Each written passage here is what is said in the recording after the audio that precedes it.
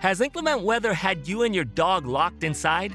Do you see your dog full of pent-up energy and wanting to play?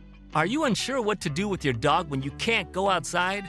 From setting up your own agility course to having your dog play with a homemade snuffle mat, we will explore various activities you can enjoy with your dog indoors.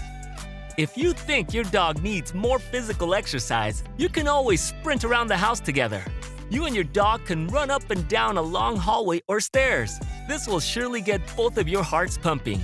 I have taught my dog the command crazy, which signals him that it's time to run around the house. Now, even if I don't get up, as long as he hears the command crazy, he will start running from one room to the next on his own. Another indoor activity is setting up an agility course for your dog. Use old Amazon boxes or chairs and blankets as tunnels for your dog to navigate. Place a broom on top of 2 laundry baskets or chairs for jumping over and use various items like paper towels as weave poles. Mental engagement is very important for your dog, and teaching them a new course will provide them with plenty of stimulation. And if you're thinking an agility course is just for athletic, high-energy dogs, remember that all dogs can benefit from it. They might just take more time completing it. Another fun activity for your dog inside is making a snuffle mat. You can repurpose an old t-shirt by cutting it into small pockets to hide treats in. Alternatively, you can purchase a pre-made mat or use old Amazon boxes with shredded paper to hide treats between the layers. This engages your dog's sense of smell and keeps them entertained.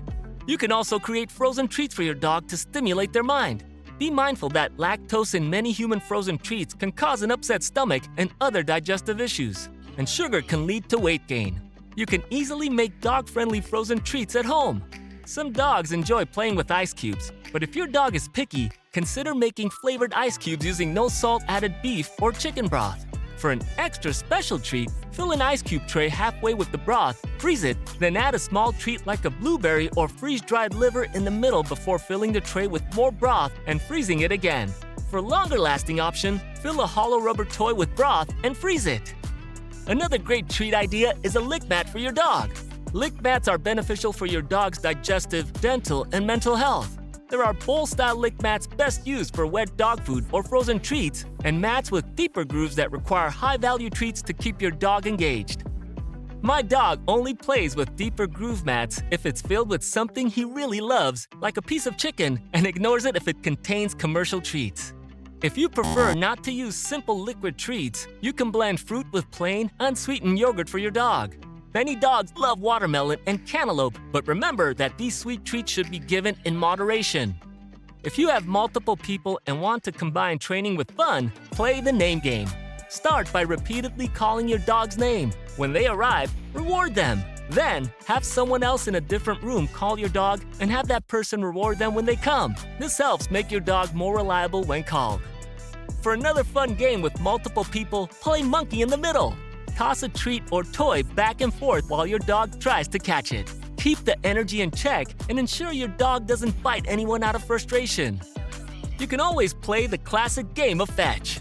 If you're concerned about noise, use a ball designed for indoor use. Throw the ball and have your dog bring it back. If you prefer a hands-off approach, consider getting an indoor fetch machine for your dog. You can always play tug of war.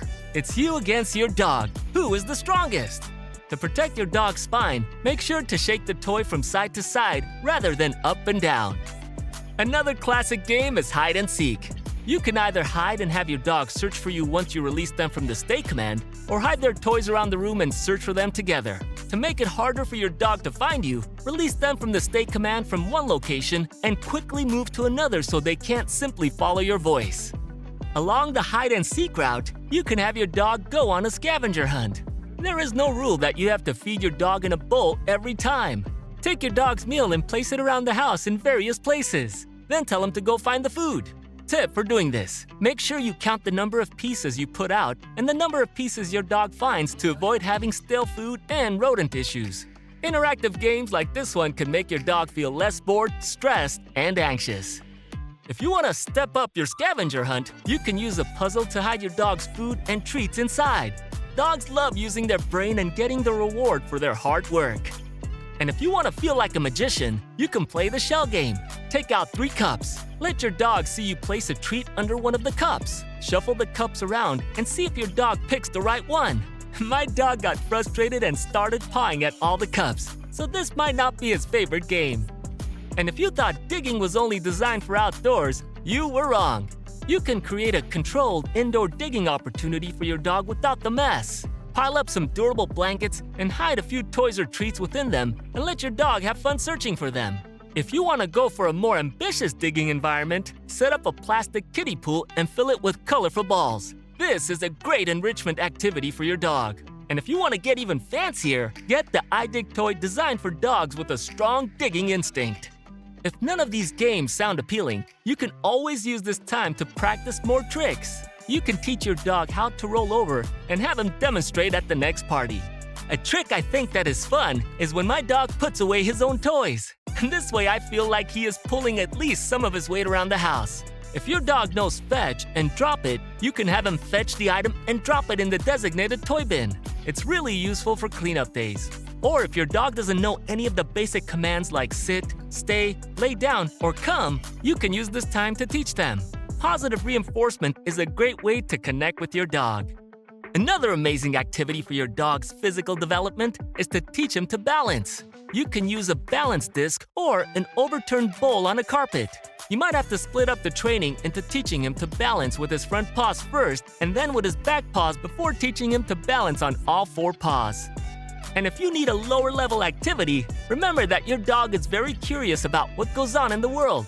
Window watch with your dog to see everything that is happening outside. My dog loves sitting on our patio and looking out to see all the activity going around him. You can even make a game out of it and have snacks for you and your dog. Every time one of you spots a person or an animal, have a snack. Giving your dog a snack will also help them with a barking problem, as they will relax with a treat instead of going into protective mode. Bonus outcome. By rewarding your dog for being quiet while activity happens outside, they will develop fewer negative associations with external triggers. And if you want to do some more work on desensitizing your dog, you can play the sounds they fear on your computer while calming your dog. Play sounds of thunderstorms or fireworks and assure your dog they are okay. Just keep in mind that this can be stressful and exhausting for your dog, so keep these sessions under 10 minutes. You can also get your dog desensitized to touch. Let's say your dog hates getting their nails cut.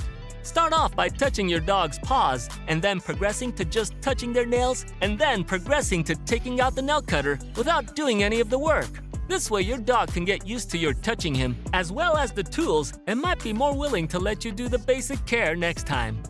And of course, if you're feeling lazy or your dog requires less physical activity, you can always Netflix and chill with your dog. What other fun activities have you enjoyed with your dog indoors?